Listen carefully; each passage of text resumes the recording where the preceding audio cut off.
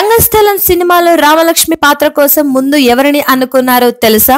ఒక్కో సినిమా విజయవంతం అయ్యాక అందులోని కొన్ని పాత్రలు జనహృదయాల్లో నిలిచిపోతే ఆ పాత్ర నిజానికి తానే పోషించాల్సి ఉందని ఆ పాత్ర మిస్ అయిన వాళ్ళు చెప్పడం చూస్తుంటాం.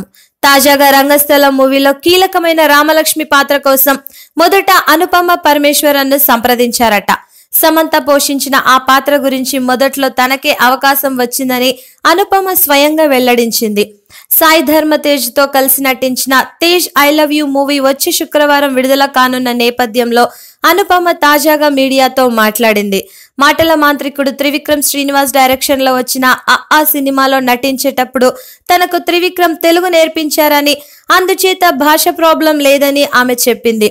ఇక డైరెక్టర్ కరుణాకరన్ రూపొందించిన Tej I love you movie చాలా బాగా తెరకెక్కించారని అనుపమ చెప్పింది. రంగస్థలం మూవీలో రామలక్ష్మి పాత్ర కోసం మొదట నన్నే సంప్రదించారు.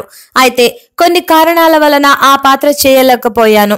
అయితే ఆ సినిమా విడుదలయ్యాక చూశాను, ఆ పాత్ర తాను మాత్రమే చేయగలను అన్నట్టుగా సమంత చాలా బాగా నటించింది.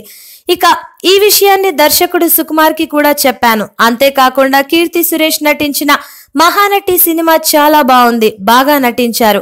ఇలాంటి పాత్రలు చూసినప్పుడు నటిగా స్ఫూర్తి పొందుతాను అని అనుపమ వివరించింది.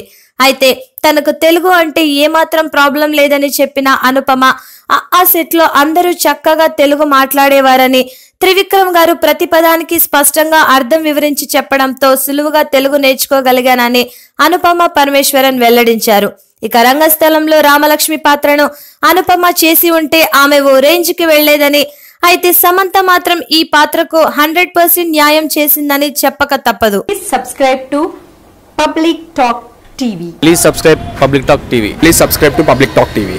Tell me pretty lies, look me in the face. Tell me that you love